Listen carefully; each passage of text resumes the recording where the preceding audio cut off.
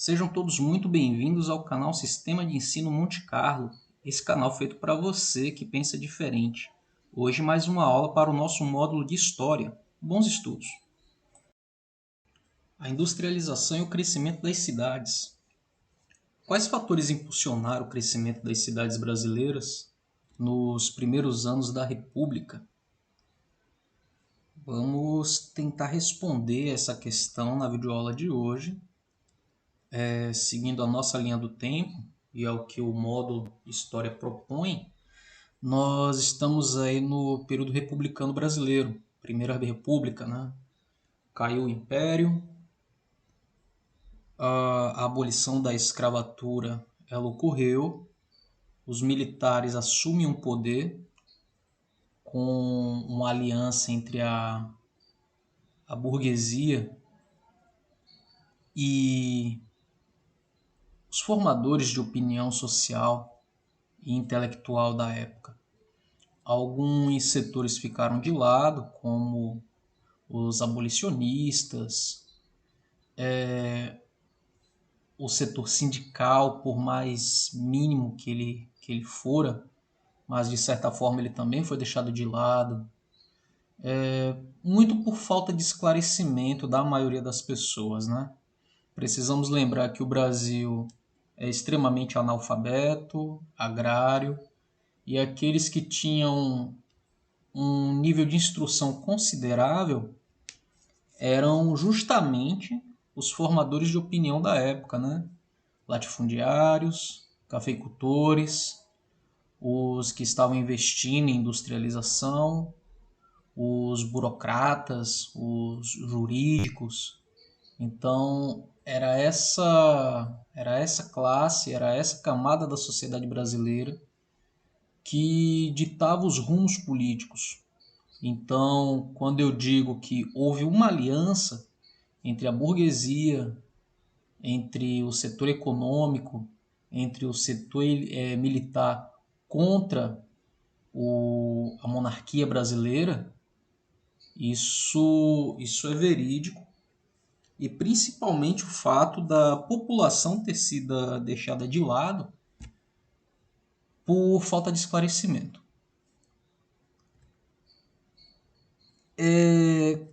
Com a abolição da escravatura e o setor econômico prejudicado, então era necessário repor essa mão de obra, porque o escravo ele não poderia mais trabalhar no regime de escravo, ele tinha que ser realocado, ele tinha que ser reaproveitado, mas empregar esse escravo gerava um custo que o setor econômico não estava disposto a arcar. E também tinha a questão da industrialização. O economista que estava investindo em industrialização no Brasil, ele não ia arriscar colocar uma mão de obra que não tinha familiaridade com o maquinário. Então, essa mão de obra, para a indústria e para reposição no setor agrário, ela foi uma mão de obra migratória. Isso por quê? Porque havia também um problema na Europa por conta da industrialização, já que a industrialização que ocorreu na Europa foi uma mudança no modo de produção, foi a mecanização, né? E isso daí tirou do mercado muita mão de obra ativa. Então essa mão de obra ela ficou ociosa na Europa. E onde tem mão de obra ociosa em grande quantidade, isso significa que a força de trabalho ela também está a baixo custo. Isso para o Brasil caiu como uma luva, já que o setor econômico não foi indenizado com a abolição da escravidão e não tinha dinheiro para repor essa mão de obra de forma assalariada. Então essa onda migratória incentivada e financiada pelo governo republicano e a baixo custo para para esse empresário foi bastante útil. Então, entre 1887 e 1930, em torno de 3,8 milhões de estrangeiros se estabeleceram no Brasil. Eram principalmente italianos, espanhóis, alemães, portugueses, sírios, libaneses e japoneses. Esses países europeus que se industrializaram na segunda metade do século XIX passaram por um processo de modernização das relações de trabalho no campo, que resultou na formação de um contingente numeroso de trabalhadores desocupados, que representavam um fator de forte tensão social, e assim a política de estímulo à migração foi uma forma encontrada pelos países industrializados para aliviar suas pressões sociais internas. Então houve um acordo diplomático, tanto com o Brasil, entre o Brasil e a Europa, para que o Brasil aceitasse esse corpo migratório aqui. Tá? Essas passagens elas eram financiadas, tinha todo um subsídio para aqueles que quisessem assumir terras para plantio. Enfim, teve muito incentivo, mas isso era uma forma também de manter esse imigrante preso aqui no país, né? Mas isso aí já seria um outro assunto, que nós vamos ver mais adiante. Esse corpo contingente era principalmente composto de mão de obra jovem e sem qualificação. Esses imigrantes dirigiram-se em geral às regiões cafeeiras dos atuais estados de São Paulo, Rio de Janeiro e Minas Gerais. Muitos deles, especialmente alemães e italianos, também se instalaram no sul do Brasil, onde se dedicaram a cultivar pequenas lavouras e a criação de animais. A princípio, os imigrantes se dedicaram ao trabalho na lavoura, mas descontentes com a condição de pobreza e a exploração em que viviam, muitos deixaram o campo e seguiram para as cidades, onde tentaram se estabelecer trabalhando no comércio ou na indústria que surgia. A expansão de café, só uma pausa aqui, para que não se confunda a industrialização brasileira com a industrialização europeia, tá? A industrialização europeia ocorreu uma mudança no modo de produção, onde a maquinofatura ela foi introduzida. A industrialização brasileira ela é diferente porque não havia nada parecido com o setor industrial europeu. Era um país, o nosso país era altamente agrário, então o que podemos chamar de industrialização nesse momento no Brasil seria a primeira fase da industrialização europeia, por assim dizer, né?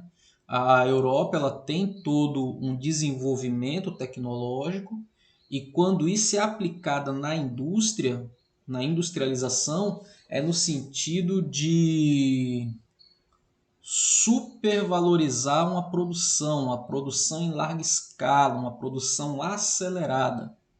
Aqui não, aqui essa industrialização na primeira fase ela é adaptável e por isso essa mão de obra ela é necessária, uma mão de obra qualificada para poder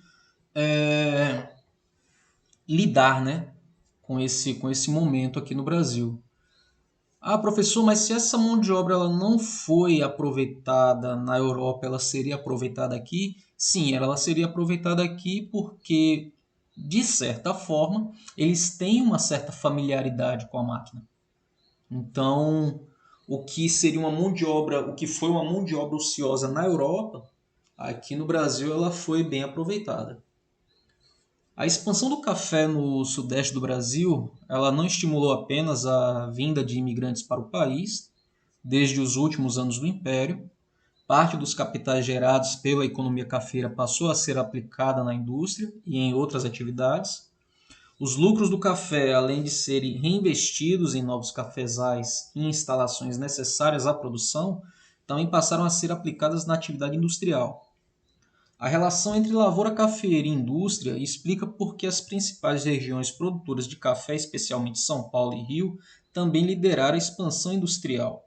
Óbvio, porque se São Paulo era o maior produtor de café, então significa que ele teria recurso para investir na industrialização, assim como o Rio de Janeiro. Em parceria com o Estado e com investidores estrangeiros, os cafeicultores desenvolveram uma infraestrutura para o escoamento de café, que incluía ferrovias, portos, companhias de navegação, estradas e produção de energia elétrica, e a necessidade de crédito para financiar a produção e de serviços para facilitar as vendas do produto para o exterior também estimulou a expansão dos bancos e das casas de exportação. Essas iniciativas serviam para atrair os imigrantes em direção às cidades onde estavam sendo criadas várias oportunidades de trabalho. Então, esse imigrante já familiarizado com toda essa dinâmica econômica, então ele se adaptou mais facilmente na cidade do que no campo. A instalação de novas indústrias, estabelecimentos comerciais e habitações operárias impulsionou a construção civil e abriu espaço para a contratação de mão de obra que seria absorvida nesse setor, esses profissionais, né, da construção civil. Novos investimentos gerados pelas exportações de café possibilitaram a expansão e a modernização dos portos do país, porque não adianta também se alavancar a produção se não tiver infraestrutura para escoamento. Com isso, foi possível empregar um número maior de estivadores em cidades litorâneas como Santos e São Paulo, além do Rio de Janeiro, né, que nesse momento é a capital da nascente república. O rápido crescimento das cidades, no mesmo tempo que foi estimulado pela indústria, também contribuiu para incrementá-la. O fluxo de pessoas para os centros urbanos criou demanda por bens de consumo não duráveis, como alimentos, bebidas, vestuário. A produção de bens de consumo doméstico foi a base da nascente indústria brasileira, porque aqui não se produzia nada em questão de beneficiamento de matéria-prima. Então, tudo se fazia aqui dentro mesmo. Tinha a questão das importações, mas o que se importava da Inglaterra era muita quinquilharia. Então, produção efetiva, isso é do pioneirismo brasileiro.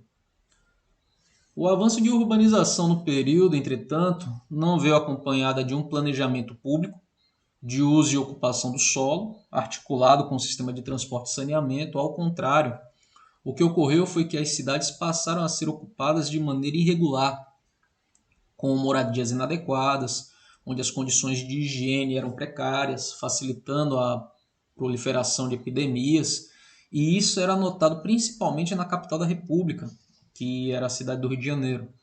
Em 1902, o Rodrigues Alves assumiu a presidência da República, propondo a reforma e a modernização do Porto do Rio de Janeiro, que seria o ponto de partida para uma renovação urbana radical da cidade. Nomeado diretamente pelo presidente, o engenheiro Francisco Pereira Passos tomou posse como prefeito do Distrito Federal. Não confundam, Distrito Federal do período republicano é o Rio de Janeiro, não é Brasília. Brasília ainda não existia. E no final de dezembro do mesmo ano, esse novo prefeito ele recebe amplos poderes para executar o projeto de urbanização e desenvolvimento urbano da cidade do Rio de Janeiro, o Francisco Pereira Passos. Em parceria com o governo federal, o Ferreira Passos ele passou a remodelar a estrutura material da cidade com um plano popularmente conhecido como Bota Abaixo. E nada mais era do que demolição de prédios, abertura de avenidas, prolongamento de ruas, reforma de calçamento, arborização, ajardinamento de praças. E essa grande reforma ela vai atingir de forma negativa a população mais pobre, que morava e trabalhava no centro ou em suas redondezas. Então, paralelamente, em São Paulo, os recursos gerados pela economia cafeeira permitiram também a reurbanização de sua cidade, que se dividia em bairros nobres, e esses bairros nobres eles ficavam na parte alta, enquanto a várzea dos rios era destinada aos bairros operários e às fábricas. Esse modelo de reurbanização do Rio de Janeiro e de São Paulo foi em geral seguida pelas demais capitais brasileiras da época. Salvador também foi vítima desse processo de reurbanização. Dessa forma, a população pobre foi expulsa das áreas centrais e nobres das cidades e empurradas para as áreas periféricas, onde os serviços públicos praticamente não existiam. Então é isso, pessoal. Chegamos ao final de mais uma videoaula. Dúvidas, sugestões, deixem nos comentários. Se você assistiu o vídeo até aqui, então considere se tornar inscrito do canal. Deixe seu like, fiquem todos bem e até uma próxima. Sistema de Ensino Monte Carlo. Conte com a gente!